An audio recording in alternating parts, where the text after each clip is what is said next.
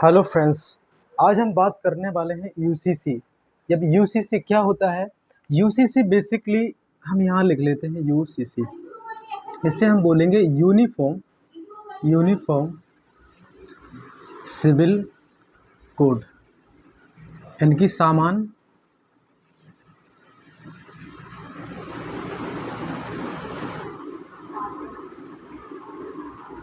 नागरिक संहिता, यानी कि देश के सभी नागरिकों के लिए समान कानून व्यवस्था। इसी यूसीसी को पहले कई बार सरकारें कंप्रोमाइज करके लाई और कुछ आधे अधूरे रास्ते तक छोड़ दिया। अब ये यूसीसी की बात भारत में क्यों चली, क्यों विरोधी पार्टियां इसका विरोध करने लगती हैं आए समय, ये और यूसीसी से क्या लाभ है? तो भारत के कॉन्स्टिट्यूशन में, जो कि हर किसी को राइट प्रोवाइड करता है, इस देश के ईच एंड एवरी नागरिक को, यानी कि सिटीजन्स को ये राइट देता है कि वो अपने गौरव तरीके से अपनी लाइफ को जिए, अपने अनुभवी तरीके से जिए, खुश रहे, और बहुत सारी लिबर्टीज़ देती है। तो इन लिबर्टीज़ में एक यूनिफॉर्म सिविल कोड की भी बात आती है। जैसे आर्टिकल 44 में ये लिखा हुआ है कि देश के सभी नागरिकों के लिए समान कानून होना चाहिए, और ये समान कानून नहीं है, इसका अपोजिट चीज़ आपको देखने को मिलेगा उन सारे मोमडन्स परिवारों में जहां महिलाओं का शोषण होता है। अभी उनका महिलाओं का शोषण क्यों होता है, और बहुत सारे लोग सीधा इस यूसीसी सिविल कोड को मुसलमानों के ऊपर क्यों इसको कंप्रोमाइज़ करते हैं, या सीधा तौल रहे हैं, उनको ही इनका डेडिकेशन दे रहे हैं कि उन सबसे ज़्यादा उनके लिए, उनके विरोध में लाया जा रहा है। खासकर वो हिंदू संगठन जो अंधभक्त हैं, जिनको ज्ञान नहीं है आर्टिकल्स का और नॉलेज नहीं है, वो सीधा यही ढीकरा फोड़ रहे हैं कि मुसलमानों से यूसीसी सिविल कोड लागू होने से पहले रेफरेंडम, यानी कि उनकी इच्छाओं को जानना जरूरी क्यों समझा जा रहा है। 1947 में जब देश का बंटवारा हुआ तो उस समय उनका पक्ष क्यों नहीं जाना गया? अरे अंधभक्तों, पहले ये तो समझो कि जो राइट तुम्हें दे रहा है कॉन्स्टिट्यूशन, वो तुम्हारे अगेंस्ट नहीं है, ना ही उनके अगेंस्ट है। कुछ राइट्स कॉन्स्टिट्यूशन में ऐसे दिए गए हैं, आर्टिकल 25, जो धार्मिक स्वतंत्रता के हिसाब से अपना धर्म मान सकता है, उसका संरक्षण कर सकता है। और आर्टिकल 13 और आर्टिकल 15, लिंग और जाति धर्म के आधार पर आप भेदभाव नहीं कर सकते। इन सभी आर्टिकलों को हम डिस्कस करेंगे बारी बारी से। और यूनिफॉर्म सिविल कोड देश में आना चाहिए या नहीं आना चाहिए, तो वो एक उदाहरण के थ्रू हम समझ लेते हैं। जैसा कि देश में बहुत सारी कम्युनिटी है और इस देश में विविधताओं से भरा ये भारत देश है। नॉर्थ में आप जाएंगे तो कुछ लोग आप मातृत्व प्रवृत्ति से आते हैं, कुछ लोग पैटर्नल से आते हैं, और दक्षिण भारत में कुछ लोग ऐसे हैं जो अपने पितरात्मक सत्ता से सीधा विवाह से संबंधित होते हैं। तो कहीं ना कहीं यूनिफॉर्म सिविल कोड की बात 1835, जिस समय अंग्रेजों का भारत उपनिवेश हुआ करता था, उस समय भी बात हुई थी। नागरिक सहायता, समान नागरिक सहायता होना बहुत ज़रूरी है, क्योंकि किसी भी देश को सुचारू रूप से चलाने के लिए वहाँ नागरिकों को विस्तार देना बहुत ज़रूरी है। और वो नागरिक हम और आप जैसे हैं। अभी मुसलमानों में आप देखिए, मोहम्मदस में देखिए, एक व्यक्ति चार चार शादियाँ कर सकता है, और इन चार चार शादियों को करने से क्या होता है, परिवार बड़ा होगा और पालन पोषण में बहुत सारी समस्या आएंगी। फिर कहीं ना कहीं अल्टीमेटली पहली या दूसरी तीसरी बीवी को बहुत सारी परेशानियां होंगी, जिसे वो बुलाएगी अपना धार्मिक शोषण, पारिवारिक शोषण, या फैमिली का शोषण। अब वो महिलाएं कहाँ जाएंगी अपने विरुद्ध हो रहे शोषण का बचाव करने के लिए? ऑब्वियसली वो कानून का सहारा लेंगी, और ये कानून की सहारा लेने का राइट उनको कौन देता है? आर्टिकल। और आर्टिकल किस में मेंशन है? कॉन्स्टिट्यूशन में। तो अल्टीमेटली अंधभक्तों को ये चीज़ें सोचनी चाहिए, जो कॉन्स्टिट्यूशन तुम्हें राइट दे रहा है बोलने का उल्टा फुल्टा, वही राइट देता है उन वुमेन्स को एम्पावर करने के लिए और शक्तिशाली बनाने के लिए। आर्टिकल 44 का जिक्र कर बहुत सारी महिलाएं सुप्रीम कोर्ट पहुंची और सुप्रीम कोर्ट में पेटिशन दी। और ये बिल जो सरकार लाने वाली है मानसून सेशन में, वो कोई सरकारी बिल नहीं है, यानी कि किसी राज्यसभा और विधानसभा में लाए किसी सदस्य के द्वारा नहीं लाया गया। ये किसी प्राइवेट व्यक्ति द्वारा बिल लाया गया है, जिसे मानसून सेशन में सरकार लाएगी। और इन बिलों में खासियत क्या है, सरकारी बिल और प्राइवेट? जब कोई संसद का सदस्य या एमपी एमएलए कोई बिल लाता है तो हम उसे सरकारी बिल काउंट करते हैं, या वो रेगुलर बिल होता है। लेकिन जब कोई अदर व्यक्ति, बाहर का व्यक्ति लाए, तो उसे हम प्राइवेट बिल कहते हैं। ये सारी चीज़ें यहाँ तक हो गई। अब 1835 में civil code, uniform civil code, यानी कि समान नागरिक संहिता की बात की गई थी। उस समय हमने पूरी तरीके से इसका असर नहीं देखा, लेकिन देश में कुछ कुरीतियाँ थीं, जैसे कि सती प्रथा और मुसलमानों में हलाला, तीन तलाक जैसी समस्याएं थीं। पिछली सरकारों में इसका बहुत मुद्दा भी बना, और नेता जो अनपढ़ गवार नेता है उन्होंने बहुत सारा वोट बैंक की राजनीति भी की और वोटरों को लुभाया भी, उन्हें वास्तविक जानकारी ना होने की वजह से। तो कहीं न कहीं 1935 में अंग्रेज़ों की सीनेट थी, जो संसद थी, उसमें भी इसका ज़िक्र हुआ, लेकिन उतनी अच्छी तरीके से इम्प्लीमेंट नहीं हुआ, क्योंकि भारत में इतनी विविधताएँ हैं और अनपढ़ नेता हैं, जो अपने पक्ष को उतने अच्छे तरीके से नहीं रखते। और 1940 में कुछ हद तक ये यूनिफ़ॉर्म सिविल कोड यानी कि सामान्य नागरिक संहिता अंग्रेज़ों ने लागू करने की बात की और थोड़ा बहुत हुआ भी। लेकिन 1941 आते-आते यहाँ पर हिंदुस्तान के उन तमाम नेताओं को समझ आ चुका था कि देश में अगर कॉन्स्टिट्यूशन को फ्रेम किया जा रहा है, बनाया जा रहा है, तो कहीं न कहीं आम जनता के लिए सिविल कोड होना बहुत ज़रूरी है। सभी के लिए सामान्य कानून होना बहुत ज़रूरी है। तो 1941 में बी.एन. राव एक कमेटी बनी। वो कमेटी का ख़ास ज़्यादा असर नहीं पड़ा, क्योंकि विरोधी दल हमेशा इसका विरोध करते थे कि सभी जगह सामान्य नागरिक संहिता हम नहीं ला सकते। उसका विरोध हुआ। उसके बाद में 1948 आते-आते फिर से यहाँ हिंदू कोड बिल आया। जिस हिंदू कोड बिल में कुछ चीज़ें पहले से ही थी। जैसे हिंदू कोड बिल में अगर आपने शादी की और उसके बच्चा है और उसके दौरान बीवी की डेथ हो जाती, तो उस पैतृक संपत्ति या अचल संपत्ति का मालिक वो बच्चा होगा। लेकिन ऐसा मोमडन्स में नहीं होता। वो दूसरी शादी कर लेंगे तो उस बच्चे से, उस माँ से जो बच्चा है, उसकी संपत्ति से वो बेदखल कर देंगे।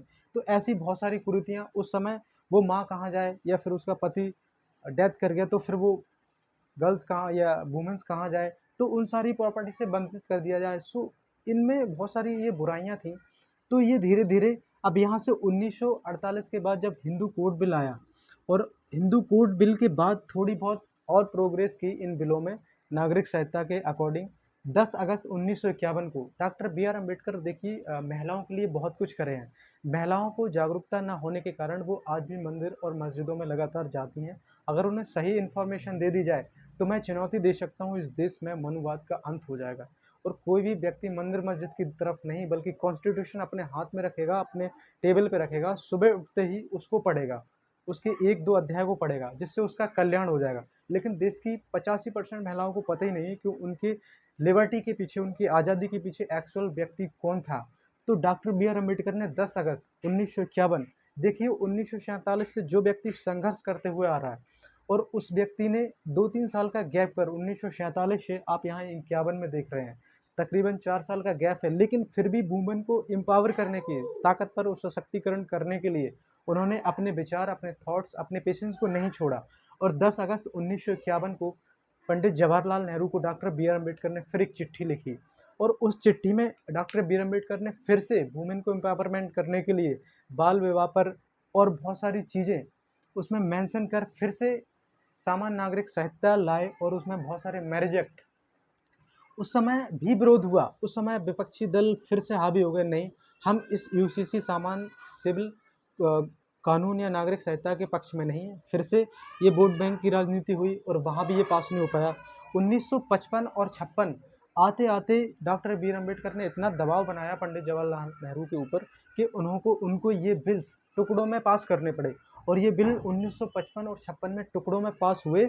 लेकिन इनमें एक चूक रह गई कि ये बिल पास तो हुए, विपक्षी दलों के इंटरफेयर के कारण इन बिलों में डिफरेंट कास्ट के लिए अलग से कानून बन गए। जैसे 1956 में एक मुस्लिम पर्सनल लॉ बोर्ड जो कि 1937 से अकॉर्डिंग जो चला आ रहा था उसको सेपरेट कर दिया गया। ईसाई एक्ट 1872 जो पहले से चला आ रहा था उसको सेपरेट कर दिया गया और ये सिख आनंद विवाह अधिनियम 2012 जो कि आगे चलकर फिर रिफॉर्म हुआ। तो कहीं न कहीं यूनिफ़ॉर्म सिविल कोड के लिए डॉक्टर बी आर अम्बेडकर का कितना सपोर्ट रहा और आज के दौर में जो सरकारें हैं, उसके रेफ़रेंडम में ये चीज़ें थीं और ये चीज़ें होने के कारण आज सुप्रीम कोर्ट ने इंटरफेयर किया। एक केस था शाहबानो केस 1985। इस केस को लेकर जब लेडीज़ सुप्रीम कोर्ट में गई तो सुप्रीम कोर्ट ने संज्ञान लिया कि भाई ये तो आर्टिकल 25 और आर्टिकल 24 का हनन है। वुमेन्स को एम्पावरमेंट करने की बात तो छोड़ो, यहाँ पर आर्टिकल एक 44 है। इस आर्टिकल में ये लिखा हुआ है कि देश के हर एक नागरिक के लिए समान कानून नागरिक संहिता होनी चाहिए कि आप जैसा अपराध करेंगे उसके अकॉर्डिंग सज़ा नहीं। अगर एक सा अपराध है तो उसके लिए सज़ा भी एक ही होनी चाहिए। ये आर्टिकल 44 में लिखा हुआ है। और इसी के विपरीत आर्टिकल 25 उन लोगों को एम्पावर करता है जो मोमडन्स या ईसाई, सिख, जैन जो भी हैं, वो अपने धर्म की स्वतंत्रता कर सकते हैं, स्वतंत्र रूप से धर्म को आगे बढ़ा सकते हैं। आर्टिकल 25 धार्मिक स्वतंत्रता की आज़ादी देता है। तो ये आर्टिकल उन लोगों को प्रवोक करता है, यानी कि ताकतवर बनाता है जो महिलाओं को शोषण कर रहे हैं। जैसे बहुत सारे मोमडन, सिख, ईसाई या स्पेशली ये कह लो वो अपने अलग अलग विवाह एक्ट के तहत रेगुलेट कर रहे हैं, उन लोगों को एम्पावर करता है। और आर्टिकल 13 और है, जो आर्टिकल 13 है वो उस समय लिखा गया, डॉक्टर बी आर अम्बेडकर ने लिखा कि देश में जो भी कुरीतियाँ हैं, जो भी बुराइयां हैं, जो लोगों को सीधा प्रभावित करती हैं, जिनसे लोगों के दिमाग पर, मानसिक चीज़ों पर बुरा असर पड़ता है, उनको आज से अभी से इसी क्षण से मैं निष्क्रिय साबित करता हूँ, सिद्ध करता हूँ। तो आर्टिकल 13 में उन सारी कुरीतियों का अंत हो गया। इस कारण से मनुवाद जो बुक थी या पुस्तक थी, उस समय डॉक्टर बी आर अम्बेडकर ने उसको जलाया था। उसमें बहुत सारी ऐसी चीज़ें थी, सती प्रथा जैसी, जैसे एक स्त्री को अपने पति के साथ ही चिता पर जला दिया जाता है जिंदा। सोचो उस समय, कल्पना करो क्या बीतती होगी उन महिलाओं पर। तो आर्टिकल 13 लिखकर डॉक्टर बी आर अम्बेडकर ने सबसे बड़ी उस कुरीति को खत्म किया। इस कारण से ही आज मनुवादी अम्बेडकर को ना मानकर सावरकर की ओर बढ़ रहे हैं। अंधभक्तों के लिए ये मैसेज है, नॉलेज गेन करें, इसके बाद में वो भूलें। आर्टिकल 13 और आर्टिकल 15 उन वुमेन्स को एम्पावर करता है जो वुमेन्स जैसे मोमडन्स में 3 तलाक या हलाला जैसी प्रथाएं होती हैं, जिनसे उनसे परमिशन लिए बगैर उनके पति अन्य शादियां कर लेती हैं, जिससे उनका शोषण होता है, उनकी चाह उस फैमिली में उस तरीके से नहीं रहती या उनकी पकड़ नहीं रहती। तो उस समय वो आर्टिकल 15 का जिक्र कर वहाँ पर धर्म, जाति और लिंग के आधार पर भेदभाव न करें, इस आर्टिकल को लेकर सुप्रीम कोर्ट पहुँच जाती है और ये आर्टिकल उनको एम्पावर करता है। तो कहीं ना कहीं आर्टिकल 44 से ये जर्नी शुरू हुई है। आर्टिकल 44 से ये जर्नी शुरू हुई, आर्टिकल 25 पे आए। आर्टिकल 44 कहता है कि सभी देश, सभी नागरिकों के समान कानून। और आर्टिकल 25 कहता है कि धार्मिक स्वतंत्रता, आप अपने धर्म को कैसे मानते हैं वो आपकी स्वतंत्रता है। आर्टिकल 13 उन सारी कुरीतियों को ख़त्म कर देता है। और आर्टिकल 15 धर्म, जाति और लिंग के आधार पर आप किसी से भेदभाव नहीं कर सकते।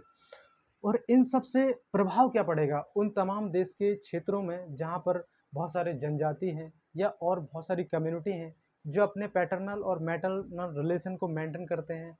और जो संयुक्त परिवार है उन पे भी बड़ा असर पड़ेगा, क्योंकि संयुक्त परिवार जब अलग काउंट किया जाएगा तो उसकी इनकम पर, हर एक व्यक्ति की इनकम पर सरकार नज़र रखेगी और टैक्सेशन में उनको बहुत ज़्यादा प्रॉफिट होगा। तो अभी जो हिंदू संयुक्त परिवार एक साथ रहता है तो सभी घर में और परिवार में जो काम करने वाले व्यक्तियों की संयुक्त आय जोड़ी जाती है, जिसमें टैक्स बहुत ही कम देना पड़ता है।